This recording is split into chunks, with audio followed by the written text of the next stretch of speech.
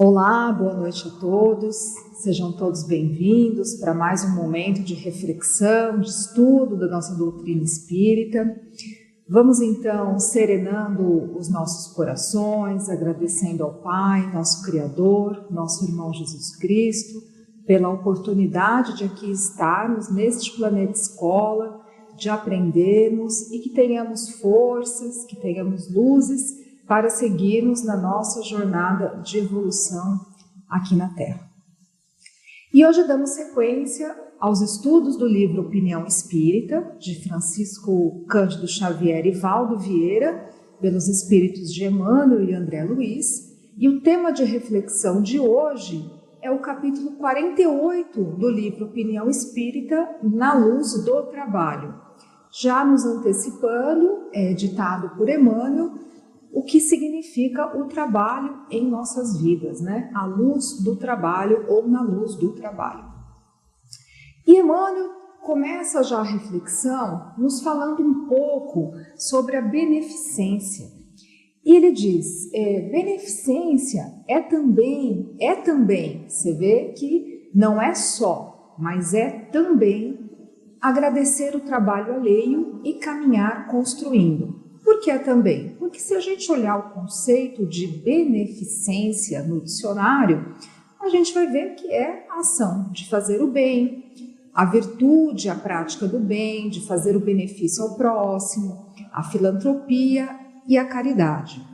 E se a gente for ver as lições trazidas, né, pelo nosso codificador, por Kardec, por meio dos ensinamentos trazidos pelos espíritos, nós veremos que fora da caridade não há salvação. Então, a grande alavanca propulsora da nossa evolução é a prática da caridade, que nada mais é que o amor em ação, né? Produzindo obras e frutos. E nesse aspecto, essa caridade, essa beneficência, é também agradecer o trabalho alheio, o trabalho que não é nosso, e caminhar construindo. Então, nos diz Emmanuel, quando nós transitarmos nas estradas, lancemos um pensamento de gratidão aos que se feriram nas lajes para que a tivéssemos. Quantas vezes nós não andamos aí nas estradas, agora no final do ano, nos feriados, é muito comum as pessoas, todos nós irmos até a praia, pegamos aí as rodovias. E será que em algum momento a gente fez essa reflexão de agradecimento por todos aqueles que trabalharam para que tivéssemos aquela rodovia e que muitas vezes deixaram até a própria vida no momento da construção dessas obras aí da criação do homem? Será que nós fazemos essa reflexão? Emmanuel nos alerta. E continua, fartando-te a mesa, lembra as dilacerações do lavrador que tratou a semente para que o pão te regalasse. Então, para que todo o alimento venha à nossa mesa, o pão, enfim, a fruta, a carne, seja o que for, há muito trabalho envolvido, há muitas pessoas que ali até se feriram trabalhando para que isso nos chegasse. Será que nós também fazemos essa reflexão, no momento das nossas refeições? É o trabalho alheio de que Emmanuel nos fala.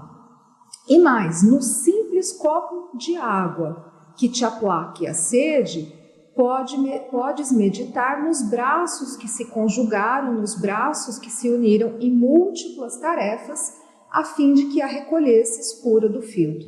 Então, uma coisa muito simples, que é o ato de beber água, que todos nós fazemos, e por sinal inúmeras vezes ao dia, há a grande aplicação de trabalho para que essa água chegasse assim, dessa forma, pura, cristalina, ali até geladinha nesse verão, para nos aplacar melhor a sede. A gente deveria fazer essa reflexão de agradecimento a quanto trabalho envolvido existe para que possamos colher todas essas maravilhas, esses benefícios que nos chegam diariamente.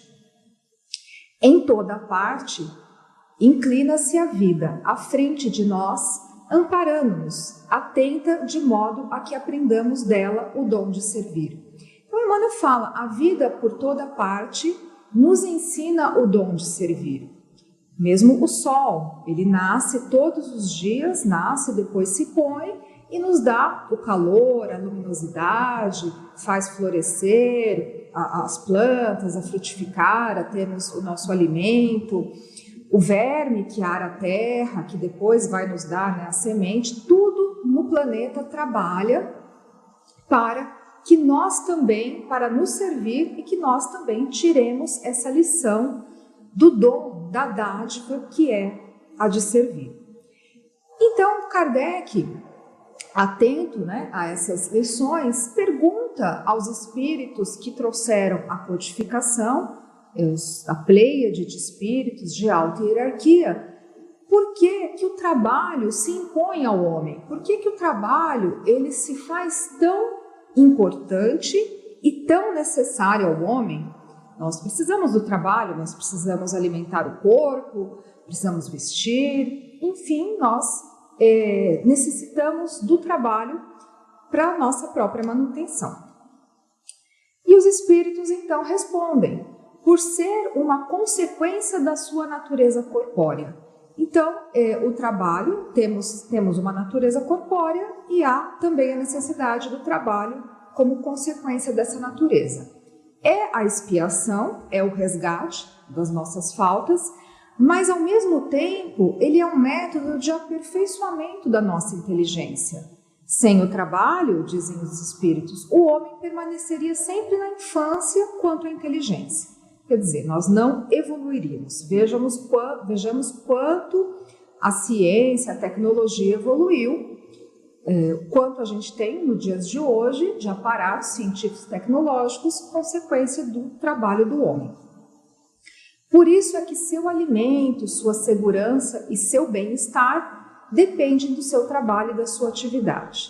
Ao extremamente fraco de corpo, Deus outorgou a inteligência em compensação, mas é sempre um trabalho, né? E sempre o homem tem a inteligência, tendo ele um corpo mais robusto ou menos robusto, ele é dotado dessa inteligência e o trabalho tem por consequência desenvolver essa inteligência e também aprimorar o espírito na sua questão moral, na sua evolução moral. Mas falando de trabalho, é claro que nós não estamos falando apenas desse trabalho físico, desse trabalho material, que é tão necessário à nossa manutenção corpórea e também à evolução como seres humanos, como sociedade, mas esse trabalho é, claro, muito além do trabalho físico, né, das nossas profissões, do nosso dia a dia. Nós estamos falando do trabalho em prol da nossa evolução espiritual. Como é que fica esse trabalho? E aí nós colocamos uma escada, né, que seria a escada de evolução espiritual, porque muitas vezes a gente vê, quando você pesquisa a escada da evolução, você vê uma escada bonita, né, com um degrauzinho suave, florida, dando volta. Só que, na verdade, essa escada aí reflete mais a nossa jornada. Por quê? Primeiro que nós vamos subir degrau a degrau, né? A nossa evolução, ela é conquistada degrau a degrau, ela é individual, ninguém evolui de mão dada, ninguém sobe essa escada de mão dada. Você pode evoluir em conjunto, né? Mas cada um tem a sua própria evolução. Então, na minha jornada de evolução espiritual, eu subo essa escada sozinha. Não tem ninguém me empurrando no sentido, né, de me ajudar a evolução. Pode estar incentivando, mas o grande passo é o meu. E não tem elevador. Não tem como eu pegar um elevador e ir direto ali para o cume da evolução. Eu vou ter que conquistar degrau a degrau. O lado bom é que, conquistado de fato esse degrau, né, uma vez que eu alcance o degrau superior, de fato, com firmeza, com o pezinho ali bem colocado, eu não retroajo mais, eu não caio mais, porque é uma conquista do espírito. Então, esse trabalho que o Cristo nos diz, que os irmãos nos falam, é essencialmente esse trabalho de evolução espiritual, do homem novo, da transformação do ser, do espírito, num espírito renovado.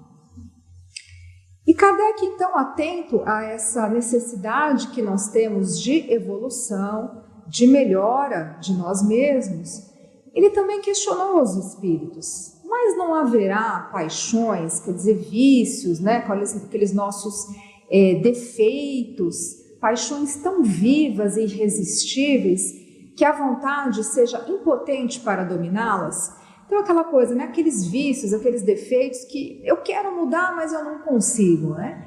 Então, por exemplo, eu sou uma pessoa muito brava, muito raivosa, eu me irrito facilmente, né? Não tenho muita paciência, por mais que eu queira, eu não consigo, eu sou assim. Ou eu sou uma pessoa que não consigo perdoar, eu guardo rancor, eu tento, mas eu não consigo. Será que tem esses vícios que a gente realmente não consegue? Como diz, nossa, é mais, né? Quantas vezes a gente ouve essa expressão? É mais forte do que eu. Quando eu vi, eu já estava fazendo tudo errado. E os espíritos, com toda a sabedoria que lhes cabia no momento, nos disseram: há muitas pessoas que dizem, quero mudar, mas a vontade só está nos lábios. Querem, porém, muito satisfeitas ficam que seja como não querem. É aquela coisa, eu quero, mas tá bom assim, né? Se for continuar como tá tudo bem. Quando o homem crê que não pode vencer as suas paixões, nossa, é irresistível, eu não consigo, é que seu espírito se compraz nelas, em consequência da sua inferioridade. Compreende a sua natureza espiritual aquele que as procura reprimir. Vencê-las é para ele uma vitória do espírito sobre a matéria. Então, quando eu tenho aquela vontade fraca, né? Mas eu não consigo, é porque eu ainda gosto de estar naquele jeito, eu ainda me sinto feliz vivendo aquela situação de inferioridade. Quando eu desperto, quando nós despertamos realmente para a nossa condição espiritual, vencer esses defeitos é uma vitória muito grande. Então, nós lutamos até conseguir, até chegar nessa vitória. Então, muitas vezes, eu realmente tento, né, não entrar numa discussão, mas quando eu vejo eu já estou lá. Você quer realmente não entrar? Ou, no fundo, você gosta de estar naquele momento ali, naquela discussão? Então, tem que se perguntar. Tem que fazer o conhece-te a ti mesmo, porque a única forma de se modificar é conhecendo. Né? Quer ver um exemplo que a gente vê muito e que seria fácil da gente querendo modificar? A questão das redes sociais. Quantas postagens ofensivas nós não vemos na rede social? Por trás daquela injúria, daquela agressão, há uma pessoa sendo agredida, né? A rede social dá esse distanciamento e essa sensação de que você pode tudo, que ali é um ambiente mais livre, coisas que você não falaria de frente para uma pessoa, você tem coragem de colocar ali. Mas será que é interessante eu ficar agredindo? Será que isso está de acordo com o que o Cristo nos ensinou? Porque aquela escada de evolução ela não é fácil subir. Seguir o Cristo, nos despojar das nossas inferioridades, ela não é fácil. Mas ela é um caminho de felicidade, um caminho de evolução necessário. Todos vão ter que subir aquela escada, né? Só precisamos ver se vamos subir de boa vontade ou praticamente nos arrastando ali pela evolução dos tempos e do mundo, enfim, pela lei de evolução. Então, a gente tem que realmente colocar aquela convicção de que eu posso, de que eu quero e eu posso sim mudar.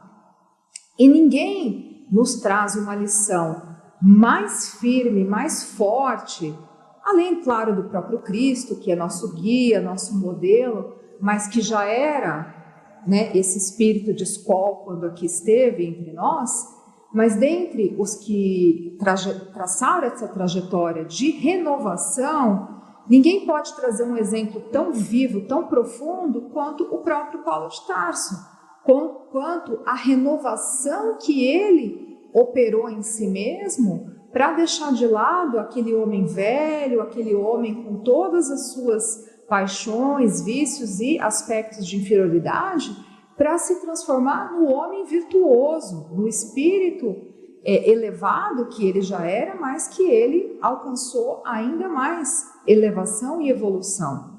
E Paulo de Tarso, como nós vimos em muitos momentos aqui nos estudos, ele era um perseguidor, ele era um dos que perseguiam os cristãos, de que buscavam as reuniões para reprimir, muitas vezes até para levar à morte aqueles que seguiam Cristo. Foi um grande perseguidor dos cristãos, tanto que em uma das suas perseguições culminou com a morte pelo apedrejamento de Estevão, que era um grande ali seguidor que se mostrava, que se revelava na casa do caminho, onde os discípulos de Jesus continuaram a jornada do Cristo, procuraram dar sequência aos ensinamentos do Cristo.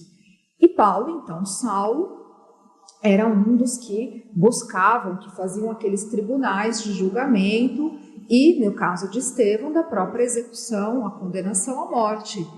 E Saulo tanto buscou isso, tanto buscou essa perseguição aos cristãos, que e todos à sua volta, falando de um Cristo, falando desse Messias, desse enviado, que era a verdadeira renovação do mundo, que representava a verdadeira renovação do homem, e ele não acreditava. Até sua noiva, Abigail, que por sinal era irmã de Estevão, na época ele não sabia, mas até Abigail se convertera ao cristianismo e Saulo não aceitava aquela revelação, até que ele mesmo recebeu a revelação diretamente no caminho de Damasco e teve a visão do Cristo, que o cegou, depois ele se curou, mas naquele momento ele teve certeza de que o Cristo existia e de que ele era o enviado, quando Cristo perguntou diretamente por que o perseguia. E ali começou a transformação de Saulo, que depois culminou até com o nosso Paulo de Tarso, grande difusor do cristianismo, com todo o sofrimento, com todas as dificuldades que ele enfrentou, porque não foi fácil seguir o Cristo. Ainda não é fácil, porque nós estamos num mundo de provas e expiações, um mundo que o mal ainda predomina. Então, muitos nos criticarão, muitos zombarão, muitos discordarão, mas a gente tem que ter a convicção de qual é o caminho a ser seguido. Porque se a gente não sabe para onde ir, qualquer caminho serve, né? Então, se a gente sabe aonde a gente quer chegar, só há um caminho a ser escolhido, que é o caminho do Cristo. Então, Saulo, nessa busca de renovação, uma das primeiras coisas que ele fez depois de retornar ali à sua cidade, não ser bem recebido, de tentar buscar a casa do caminho, ser visto com desconfiança, ele foi meditar no deserto, ficou mais de 1000 dias ali meditando, foi exercer o ofício de tecelão também. E numa esses momentos de meditação, em desdobramento, ele é levado, transportado para onde Abigail se encontrava, que fora sua noiva. Abigail, que já era um espírito de alta elevação, já habitava, né, depois de desencarnada, voltou a habitar esferas elevadas, então estava já num local muito elevado. E Saulo, né, Saulo foi levado em desdobramento até esse local para conversar, reviu Estevão, reviu Abigail, foi incentivado por eles, porque essa transformação não é fácil, né? No momento em que ele quis se transformar, ele encontrou muita incompreensão, muita discórdia, enfim, nada era propício para que ele realmente se transformasse nesse homem novo, fizesse esse trabalho de renovação. E no momento que ele estava, então, em desdobramento, sendo incentivado, dizia o próprio Estevão que a batalha estava só iniciando, né, que a tarefa, a obra dele ia ainda se iniciar nessa difusão do cristianismo, na fundação das igrejas, como a gente sabe que depois acontece, que é narrado no livro de Paulo e Estevão. Mas então ele quer aproveitar aqueles momentos finais com Abigail e começa a querer formular perguntas. Ele já não sabia mais o que dizer, ele falou, eu preciso, né, de algumas respostas para que eu possa prosseguir. Então ele faz 4 perguntas que se revelam um verdadeiro roteiro de evolução nas nossas vidas, para todos nós. E a primeira pergunta, ele direciona a Abigail e fala, o que fazer para adquirir a compreensão perfeita? Você veja, não é a compreensão, é a compreensão perfeita dos desígnios do Cristo. Mas dos desígnios do Cristo para o quê? Para a evolução do planeta, da humanidade?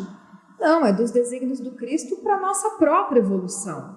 Como compreender de forma perfeita o que o Cristo espera de nós mesmos, na evolução espiritual de cada um. O que o Cristo espera de mim? O que Deus espera de mim? O que a evolução, qual que é o meu objetivo? Como eu vou compreender qual é o meu objetivo e a minha missão aqui nesse planeta?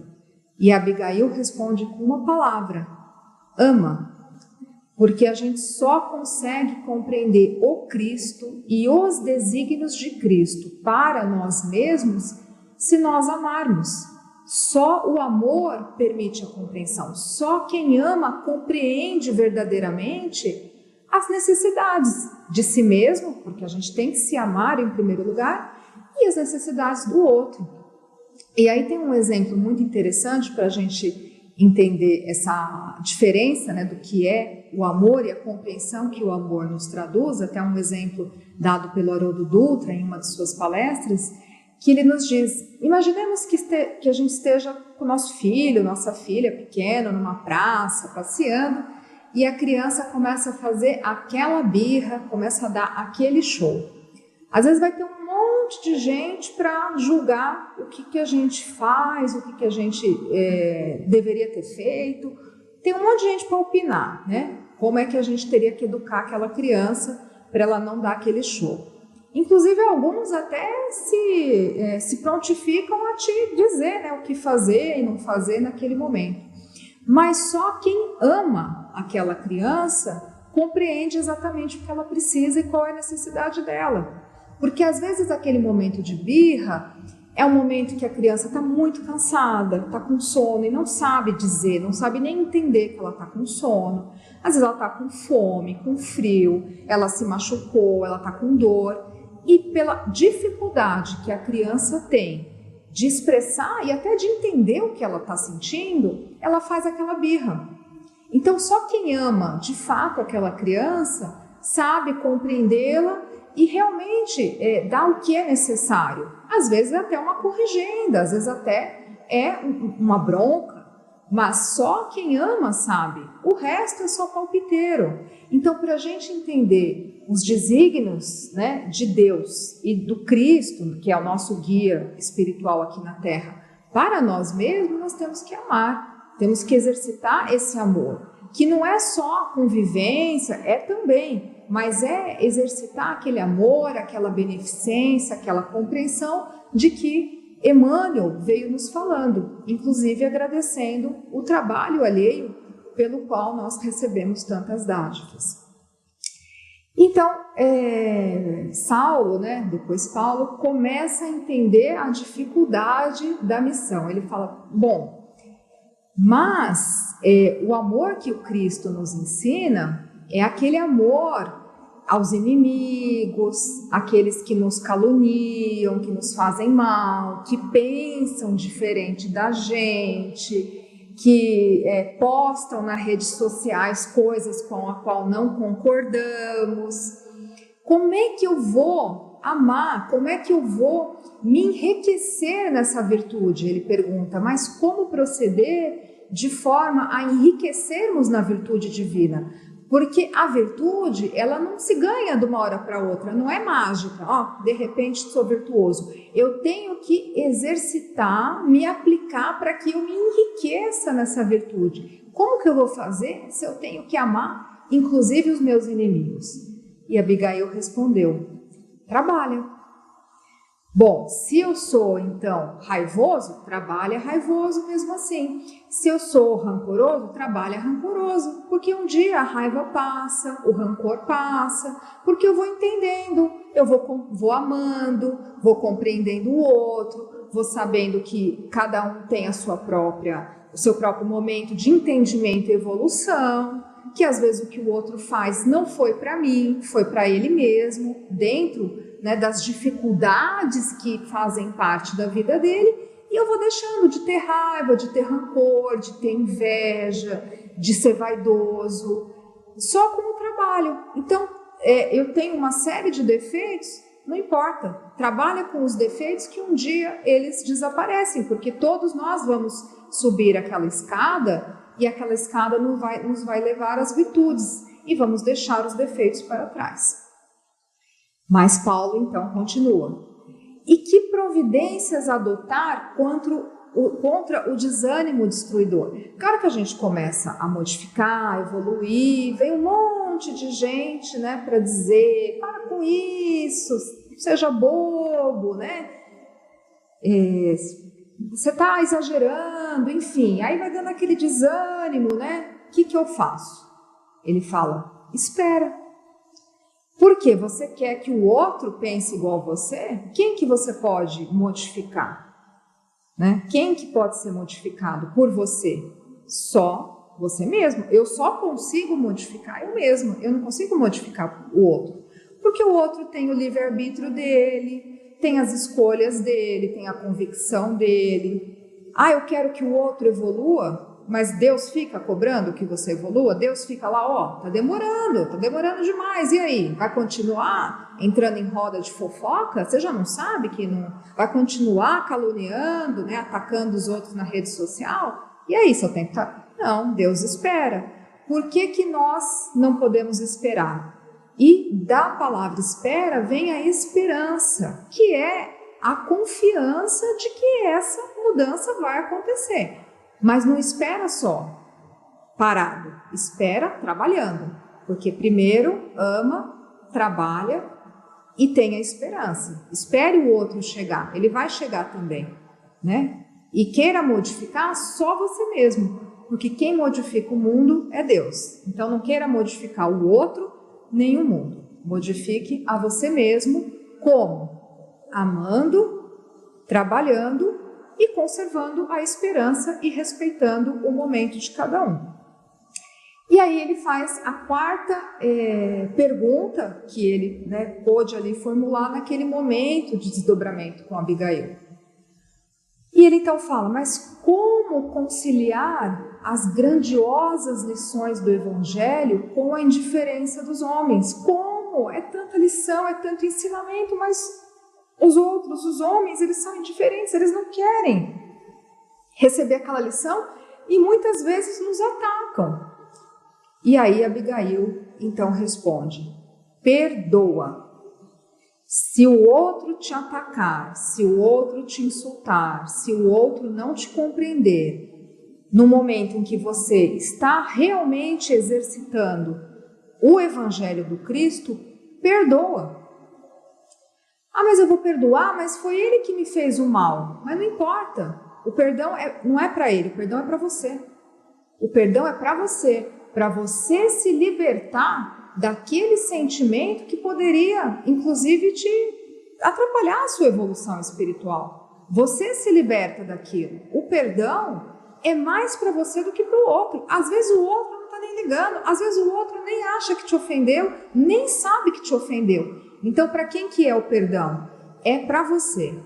Então, toda vez que você se sentir ofendido, que você tiver ímpetos de responder, de agredir, pensa nisso, que o perdão é para você, é para a sua própria evolução e a sua libertação. Tem mais a ver com você mesmo do que com o outro. O outro tem a jornada dele, o livre-arbítrio, a lei de ação e reação dele, as provas e as expiações. A única evolução que você controla é a sua mesma, nem a dos seus filhos. Você consegue ajudar, aconselhar, mas você não controla. Eles também vão trilhar o seu próprio caminho. Então, com essas lições dadas por Abigail para Paulo de Tarso, então Saulo, nós temos um roteiro de como nos dirigir, de como caminharmos na nossa própria evolução. Como? Amando, trabalhando, esperando, quando necessário, e perdoando. Quando Paulo aplicou isso, Paulo de Tarso, e fez toda aquela mudança interior e a obra de divulgação, de difusão do verdadeiro cristianismo, que é esse amor, esse bem-fazer, essa caridade a todos, ele conseguiu se transformar. Ele transformou o mundo da época? Não. O Império Romano continuou, inclusive ele foi executado pelo Império Romano, ele foi decapitado pelo soldado romano. Então ele não modificou o Império Romano, mas ele se modificou. Tanto se modificou que depois ele, quando desencarnou, conseguiu ascender a esfera que Abigail estava, né? A própria Abigail com o mestre vieram buscá-lo para ele se dirigir, poder habitar essa esfera superior. Então ele conquistou essa possibilidade de habitar uma esfera mais elevada. Então ele realmente se transformou. E com a sua transformação, claro que ele deixou uma obra maravilhosa para nós seguirmos, ensinamentos e um roteiro também nosso de evolução e trabalho.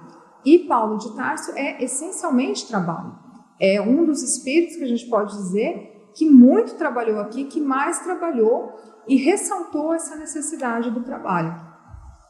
Então, para finalizar essa lição que nos foi trazida por Emmanuel, eles nos deixam essa mensagem: não te des assim ao logro do desânimo e nem te confies ao perigoso luxo do tédio.